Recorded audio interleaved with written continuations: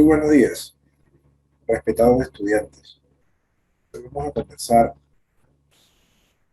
un tema bastante interesante de la forma más didáctica posible, resumírselo para que sea de su fácil entendimiento y el desarrollo del sistema arterial.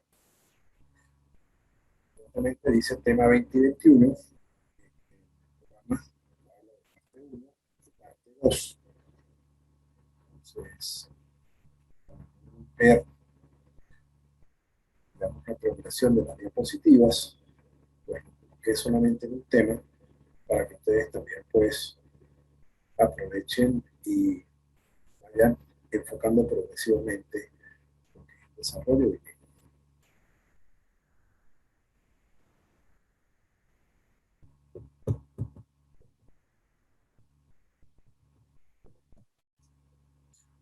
entonces, este tema es de bastante relevancia que nos permite mirar qué ocurre con el desarrollo del sistema arterial y cómo se forma. Por supuesto, estas láminas yo se las había puesto a ustedes en otras ocasiones para explicar evidentemente los sistemas vasculares que están en el embrión. Y aquí están identificados por colores, donde hay un sistema que es intraembrionario, un sistema que es vitelino y un sistema que es placentario.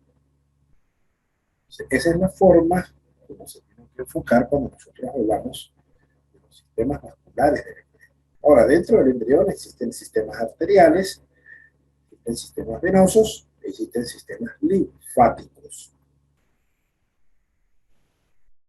¿Cómo se estructura esto? Bueno, a través de marcadores celulares y moleculares, que son los que permiten trazar el origen de las arterias y venas y sus ubicaciones, su constitución embriológica, su estructura definitiva y sus conexiones, que es lo más importante. ¿Cuándo comienza esto? Bueno, esto comienza más o menos a la tercera semana, cuando ya lo habíamos conversado, la formación de los islotes sanguíneos del body a nivel del mesodermo del saco vitelino. Y se van formando a nivel de ese disco embrionario una cantidad de canales vasculares en determinadas regiones que permanecen o no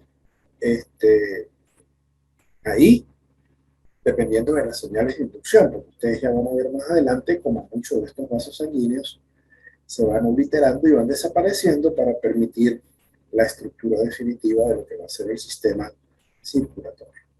¿Y quiénes son esas células? Pues que a la tercera semana empiezan a formar los islotes sanguíneos, pues los angioblastos, que son los precursores de las células endoteliales y que tienen un origen mesodérmico. Evidentemente, aquí tenemos nosotros lo que significa la formación inicial a nivel del mesodermo del saco vitelino, y mírense cómo, pues ya lo habíamos tocado en otra clase, cómo se va formando los islotes sanguíneos, y después por una señal, unas señales especiales van migrando células y van formando el endotelio, van formando la luz del vaso primitivo y van formando la célula primitiva sanguínea. Entonces, en la formación de los vasos sanguíneos intervienen varios mecanismos principales, dependiendo de la región donde se vayan a formar dichos vasos.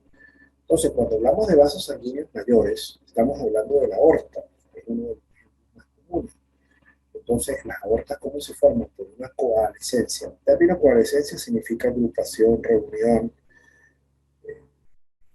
de varios angioblastos in situ. Ya van a ver más adelante cuando en otra lámina van a ver lo que es la rodura cardiogénica y cómo se forman las aortas dorsales. En otros sitios, por ejemplo, como el endocardio, es una migración de angioblastos que vienen de otros sitios con una información predestinada para formar el endocardio.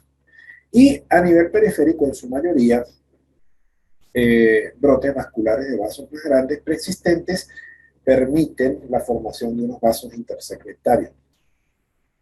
Son los que a partir de esos vasos grandes van a invadir los tejidos vecinos para formar esos vasos intersegmentarios. Entonces aquí hacemos un resumen, más o menos, de lo que estamos hablando, donde vemos que la formación de las paredes de los vasos sanguíneos a nivel de los troncos, del tronco y las extremidades depende del mesodermo local.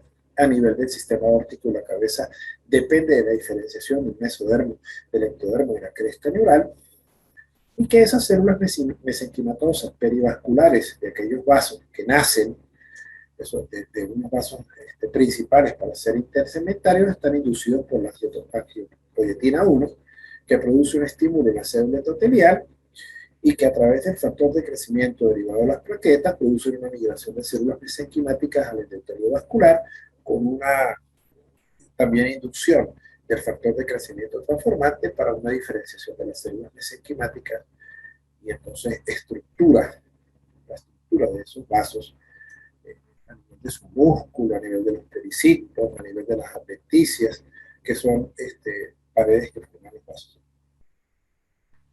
Ahora, el término arco aórticos y derivados es algo que es de relevante importancia porque esto es lo que nos va a permitir a nosotros entender cómo aquel tubo cardíaco primitivo que se fusionó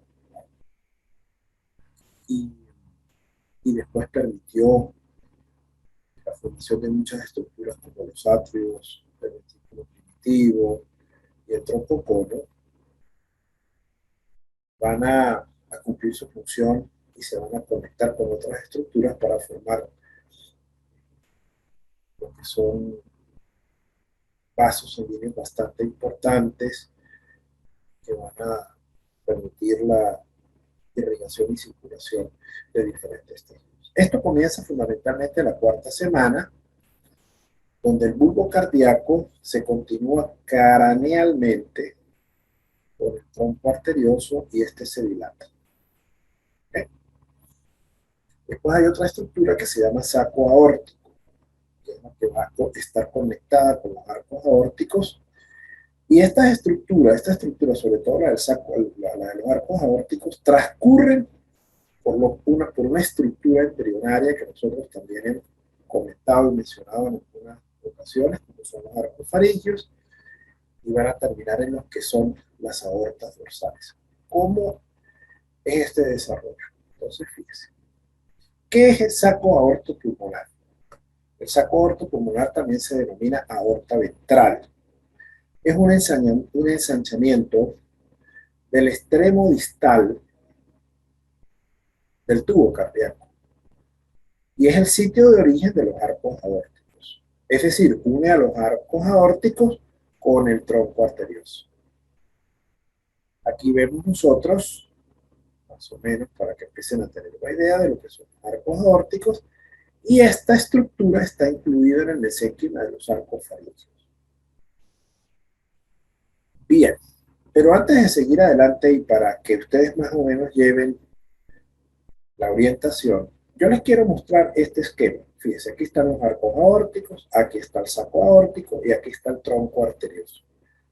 Ustedes se acuerdan que en las últimas clases pasadas nosotros hablamos del bulbo y del tronco.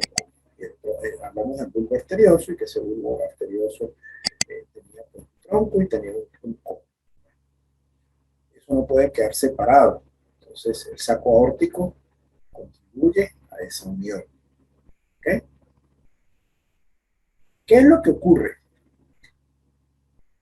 Que esta estructura, que se llama saco aórtico, contribuye a que se forme un tabique aortopulmonar, y ese tabique aortopulmonar va a crecer en dirección al tronco arterioso y se va a fusionar con otras estructuras que nosotros ya estudiamos, que se llaman las crestas troncoconales, porque existe una inducción recíproca, ¿verdad? Y esa inducción va de forma cefálico-caudal, es decir, es como una especie de inducción donde las dos estructuras tienen que acoplarse. ¿Para qué? Para que la aorta tenga su canal de salida, la pulmonar tenga su canal de salida, aquí las vemos, ¿verdad? Dicen que hay una formación en T y una formación en B, a medida que va descendiendo, y eso permite la orientación espacial de esos grandes vasos.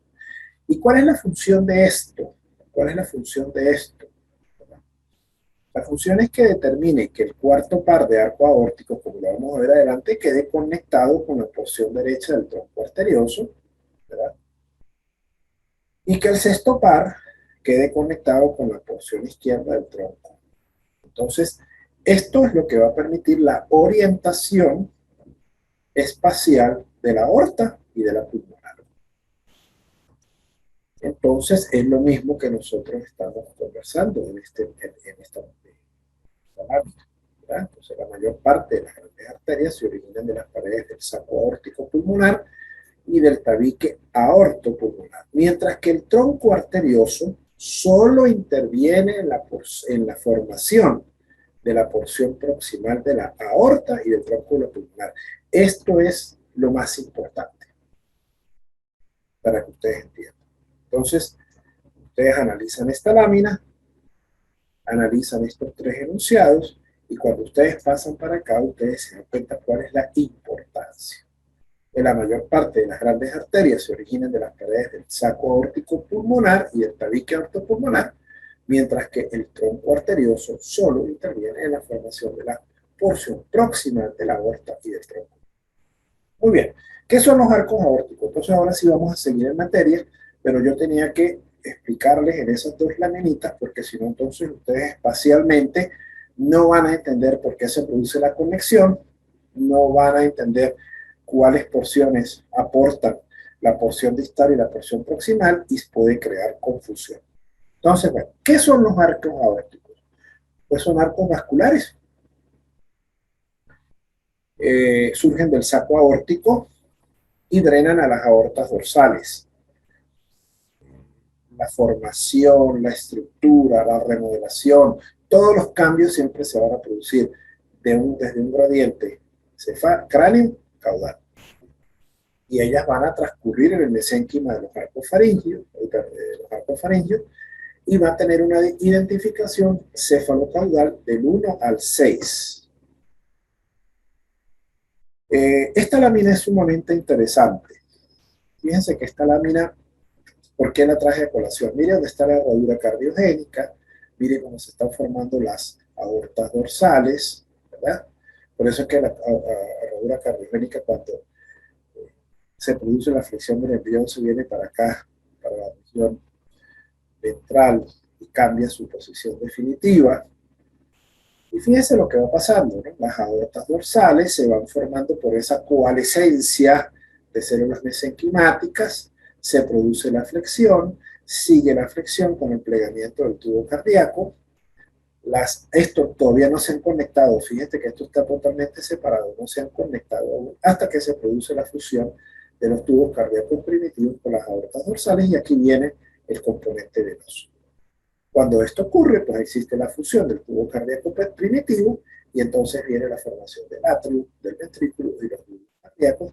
Y aquí a este nivel es donde nosotros vamos a encontrar la conexión, ¿verdad?, de esta estructura que se llama el saco aortopulmonar para la conexión entre el bulbo y el tronco arterioso con los arcos aórticos, ¿verdad? Y aquí, y como ellas, como las aortas dorsales transcurren a nivel de los arcos faringios, pues entonces ya empiezan a formarse este tipo de estructuras. Por supuesto, aquí solamente vemos el arco 1 y el 2, después aparece el 3, después estas líneas punteadas significa que van desapareciendo, que es lo que vamos a explicar. Entonces aquí tenemos un diagrama de lo que significan los arcos aórticos. Estas son las aortas dorsales, aquí tenemos el tronco arterioso, aquí tenemos el saco aórtico, por eso yo les coloqué esta marca para que ustedes se orienten dónde estamos y ven los sacos aórticos como van del 1 al 6. Pero no todos los arcos aórticos contribuyen a la formación de las diferentes estructuras. Y aquí les traigo un corte como una especie de disección para que entiendan dónde está el saco aórtico. Aquí está la conexión con el tubo cardíaco primitivo y aquí cómo van discurriendo a través de los arcos faringios, ¿verdad? Del 1 al 6. Y y la identificación de los arcos aórticos 1, 2, 3, 4, 6. Y aparecen otras estructuras que después las vamos a conversar. Aquí está el esófago, la emergencia del divertículo respiratorio. Entonces, fíjense que por eso es que cuando estudiamos embriología vamos estudiando ciertas estructuras que nos permitan, cuando entremos en temas un poquito más complejos, entender cómo es la formación y el desarrollo de las partes que nos interesan. Y por eso fue que cuando nosotros vimos los arcofaringios, yo le hice tanto hincapié a ustedes, que por cierto les salió una pregunta en el examen, de la disposición de las estructuras que estaban dentro del mesénquima de cada arco faríngeo. Entonces les explicaba que dónde estaba ubicado el músculo, el cartílago, la arteria y el nervio. ¿Por qué? Porque ahí es donde está, ¿verdad?, la ubicación de lo que nosotros en este momento estamos estudiando. Entonces, fíjense cómo transcurre el componente vascular a nivel de los arcos. Entonces, ¿cómo es la evolución de estos arcos? Entonces, como toda estructura embriológica va desarrollándose a medida que va transcurriendo el tiempo. Entonces hay una evolución a la cuarta semana, a la quinta semana y a la sexta semana. Fíjense que aquí ya en la cuarta semana, el primer arco aórtico ya comienza a producir o a presentar un área de degeneración, ¿verdad? Entonces él involuciona y da origen a la arteria maxilar. El segundo arco aórtico da origen a la arteria ioidea. El tercer arco está más o menos bien desarrollado. El cuarto y el sexto arco están aún incipientes. Cuarta semana, por favor. Ya a la quinta semana, el arco 1 y 2 han desaparecido totalmente. Queda el tercero y el cuarto y el sexto. El quinto no se forma, como pasa también cuando estamos hablando de los arcos. Y aquí va quedando ya la disposición. ¿Ves? Y fíjense que ya las interconexiones entre las aortas dorsales con el primero y el segundo arco ya desaparecen y quedan solamente los troncos de esas aortas dorsales, que después les voy a explicar qué va a derivar de eso. ¿Ves? Aquí tenemos el saco aórtico y aquí está la conexión con lo que es el bulbo. Fíjense, aquí ya la arteria pulmonar primitiva se forma del sexto arco y por supuesto lo que yo les expliqué, ¿no? De los atrios se forman también los vasos pulmonares que después se van a fusionar con ellos y van a producir el plexo pulmonar primitivo. Y por eso, en vista de que esto tiene colores, yo se los marqué aquí con los mismos colores para que ustedes hagan el seguimiento. Entonces, primero y segundo arco desaparecen, no se forma, el tercero y cuarto arco grueso, entonces aquí lo vimos. El tercer arco queda en azul, ¿verdad? Forma la carótida primitiva, parte proximal de la carótida interna y la carótida externa. El cuarto arco es la arteria subclavia izquierda y la arteria subclavia derecha, y en el lado derecho, en el lado izquierdo, perdón, se va a comenzar a formar lo que es el callado aórtico. Bueno, esto es una vista dorsal, entonces está bien. Entonces aquí ya vemos que se está formando el callado aórtico. Y el sexto arco es marrón, ¿verdad? Aquí está lo que es el callado aórtico. Y el sexto arco, que es el marrón, está asociado a la tráquea de los pulmones. Entonces, en la derecha forma la arteria pulmonar, parte proximal, y la izquierda forma el conducto arterioso, ¿verdad?, con la arteria pulmonar izquierda. Entonces, fíjense, las aortas dorsales desaparecen en parte y contribuyen a formar las carótidas internas. Este es un esquema más o menos parecido al anterior, pero para que sigan llevando la secuencia. El sexto arco aórtico también se denomina arco pulmonar. ¿Por qué? Porque es el que va a contribuir junto con, se asocia a lo que es el divertículo pulmonar, y de ahí va a surgir pues todo el conjunto de evolución embrionaria para la formación de los pulmones. Entonces, el sexto arco derecho forma la arteria pulmonar derecha en su porción proximal y el sexto arco aórtico izquierdo forma la arteria pulmonar izquierda con el conducto arterioso. El divertículo respiratorio y los brotes pulmonares tempranos del pulmón forman las arterias pulmonares primitivas, pero como yo le expliqué, después de los atrios, pues también surgen unas conexiones para, evidentemente, unirse a la formación de estas arterias pulmonares primitivas y van a formar lo que les mencioné hace rato, que es el tronco pulmonar común, y se van a empezar a producir las conexiones arteriales y venosas. Esto es un resumen de los derivados de los arcos aórticos del lado derecho y del lado izquierdo. A la sexta semana, como les expliqué, lo que los remanentes que van a formar las arterias carótidas internas. Después del segundo arco, del tercer arco que estaba en azul, van a empezar a formar las carótidas externas y aquí se empiezan a formar las otras estructuras, ¿ves? Por ejemplo, el conducto arterioso, la arteria pulmonar, el callado aórtico, el tronco brachiocefálico, que se forma es en el lado derecho, el callado aórtico va para el lado izquierdo.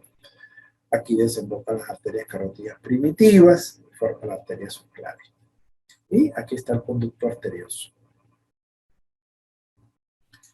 Y fíjense que este es un esquema donde ya nosotros empezamos a ver cómo van desapareciendo el primer arco, el segundo arco, el tercer arco queda. Acuérdense que lo que aquí volvemos a ver en las carotidas externas, de las aortas dorsales quedan las carotidas internas, de la tercera arco quedan las carotidas externas, hacen las conexiones bien sea con el tronco, el callado del aorto, el tronco brachiocefálico, las arterias pulmonares y la conexión, ¿verdad?, de la aorta ascendente y el tronco de la arteria pulmonar respectivamente. Y al mismo tiempo hay que entender de que existe también una fusión de las aortas y entonces va a quedar una sola. Y por eso es que se producen las conexiones y las modificaciones de los arcos aórticos para que ustedes vean la transformación del sistema arterial. Perfecto. Aquí vamos a hablar ahora sí de la aorta. Las aortas dorsales funcionan el día 28. Pero antes de su fusión, ellas emiten unas ramas que son denominadas grupos. Entonces tenemos el grupo intersegmentario dorsal, el grupo intersegmentario lateral y el grupo intersegmentario ventral. De cada uno de esos grupos, y aquí están los esquemas, estas son las aortas dorsales, aún no están fusionadas porque estamos en la cuarta semana, pero ya más o menos en la quinta y en la sexta semana, y aquí, más o menos el día 28, se produce la fusión. Si vamos a ver, pues 7 por 4 son 28, más o menos entre la cuarta y la quinta semana se produce la fusión de las arterias dorsales, y estas arterias dorsales van a permitir la emergencia de varios grupos. Estos son las segmentarias dorsales, estas son las segmentarias laterales, estas son las segmentarias ventrales, que son, se llaman grupos intersegmentarios. Y ese grupo intersegmentario va cubriendo el embrión desde la región cefálica a la región caudal, fundamentalmente a partir de la parte del tórax hacia abajo. Entonces, fíjate, aquí vemos las aortas dorsales y vemos el grupo intersegmentario dorsal, vemos el grupo intersegmentario ventral y no se ve el grupo intersegmentario lateral. Pero es para que ustedes más o menos tengan otra orientación espacial de un corte lateral longitudinal. El grupo intersegmentario dorsal, ¿verdad?, está destinado a irrigar la médula espinal y por ello se derivan de estos las arterias espinales. Entonces, irrigan la porción dorsolateral del tronco y se van a llamar arterias intercostales. A nivel de la región lumbar, las arterias ilíacas, la hipogástrica, externa, interna y los miembros inferiores. Las 6 primeras intersegmentarias dorsales desaparecen y por eso yo les dije que en el segmento superior no hay arterias intersegmentarias dorsales y a partir de la 7ª intersegmentaria dorsal es que se origina la arteria vertebral. ¿Qué pasa a nivel cefálico? Bueno, las arterias vertebrales, derecha e izquierda, se van a unir a nivel de la porción media. Entonces, por eso empecé de aquí hacia arriba. Ve que las flechas van de aquí para arriba, siguiendo lo que ocurre aquí. ¿Okay? Entonces tenemos las arterias vertebrales izquierdas y derechas. Ellas se van a unir a nivel de la línea media y van a formar lo que se llama la arteria basilar. ¿Okay? De la arteria basilar, ¿qué surge? La arteria cerebelosa inferior anterior, las arterias protuberanciales, las arterias cerebelosas superior, y aquí va a haber como una especie de división, ¿verdad? Y se va a producir lo que se llama la arteria cerebral posterior, que a su vez se va a unir con una rama que viene de la carótida interna para formar lo que se va a llamar el polígono de Willis. ¿Okay? Entonces, por eso se pone que, por eso se coloca que la fusión con la carótida interna contribuye a la formación del polígono de Willis. Entonces, vamos a repasar. Tenemos las arterias vertebrales izquierda y derecha, se unen a nivel de la porción media. Cada una de ellas aporta una arteria que se llama la arteria cerebelosa posterior, que no están incluidas dentro de, y se forma la arteria basilar. La arteria basilar forma la arteria cerebelosa inferior anterior, forma las arterias protuberanciales, forma la arteria cerebelosa superior. Y cuando ella se divide, ¿verdad?, se va a unir con la rama que viene de la arteria carótida interna y va a formar lo que se llama el polígono de Willis. La arteria oftálmica deriva de la arteria carótida interna. Del grupo segmentario lateral, ¿verdad?, que es el que es más abajo, ya dejamos el dorsal, vamos al lateral. Fundamentalmente irrigan las crestas urogenitales, y bueno, nacen de las caras de la cara lateral de la aorta dorsal, por eso se llama grupo intersegmentario lateral, derivado de las aortas dorsales que se fusionan más o menos el día 28, y va a quedar las arterias urogenitales, o las crestas urogenitales, rama derecha y rama izquierda. Del grupo intersegmentario ventral son las que van a contribuir con la irrigación del intestino primitivo y sus reposos, el mesenterio dorsal, las arterias celíacas y la mesentérica inferior son derivadas de esas segmentarias ventrales. Pero también existen las arterias vitelinas, ¿verdad? Que las arterias vitelinas nacen en la cara ventral de la aorta y van, evidentemente, a irrigar lo que es el saco vitelino, pero ellas desaparecen cuando desaparece el saco vitelino.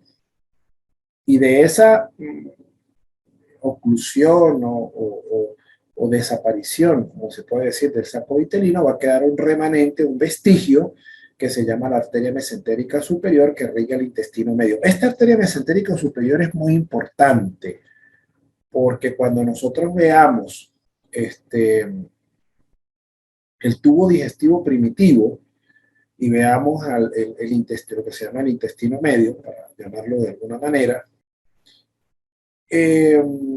y veamos cuándo se produce el plegamiento, cuándo queda el pedículo vitelino. Esta arteria mesentérica superior es como una especie de eje que va a ser utilizado por las asas intestinales para que se pueda cumplir la rotación.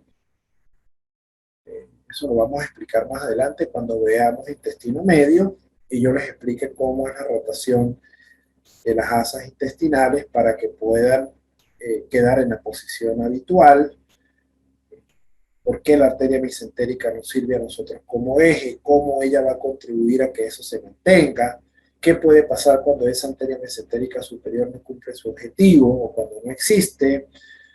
Y, y para eso, aparte de que va a irrigar parte del intestino medio, pues también forma parte de un eje fundamental para la rotación del intestino y en la reintroducción de las asas intestinales de la hernia fisiológica primitiva del embrión para que se produzca la ubicación exacta tanto de las porciones del ilio, del yeyuno, del ilio y eh, del colon. Bien, también tenemos derivados de las arterias dorsales como son las arterias umbilicales o alantoideas. De la alantoide hemos hablado muchas veces, sin embargo yo aquí les vuelvo nuevamente a comentar qué es el alantoides. Eh, y nacen de la región caudal de la aorta, alimentan el mesodermo del alantoides ingresando al pedículo de fijación, se ramifican, ingresan a las vellosidades coriales y mediante desplazamientos y anastomosis con la evolución y el desarrollo del embrionario y por algunos cambios relacionados con las arterias intersegmentarias dorsales, pues van a formar las arterias hipogástricas o ilíacas internas. Y aquí les traigo una foto de lo que evidentemente es el alantoide con la relación con el tallo de conexión, lo que es el saco vitelino, faltaba lo de las arterias coronarias, esto es importante mencionarlo, ¿verdad? Porque también se han descrito como ramificaciones derivadas de la aorta, y bueno, se dicen que los elementos precursores están relacionados con las células endoteliales. El origen del mismo primordio que origina el pericardio migra invadiendo la pared de la aorta y las células progenitoras de los vasos coronarios penetran en la pared del corazón a medida que el pericardio recubre el miocardio. Bueno, esa era la única lámina que me faltaba para terminar y para darles una orientación de más o menos de que tengan los conceptos básicos de lo que significa el desarrollo del sistema arterial. Ahorita vamos a hablar del sistema venoso y de más adelante vamos a hablar del sistema linfático. El sistema linfático se toca muy poco, son 3 o 4 cositas, pero me pareció interesante hablar del sistema linfático porque es un sistema que forma parte del sistema circulatorio, contribuye como el sistema arterial, el sistema venoso, y tiene sus problemas, porque el sistema linfático pues, también tiene su alteración, también condiciona pues, alteraciones clínicas que ustedes las van a ver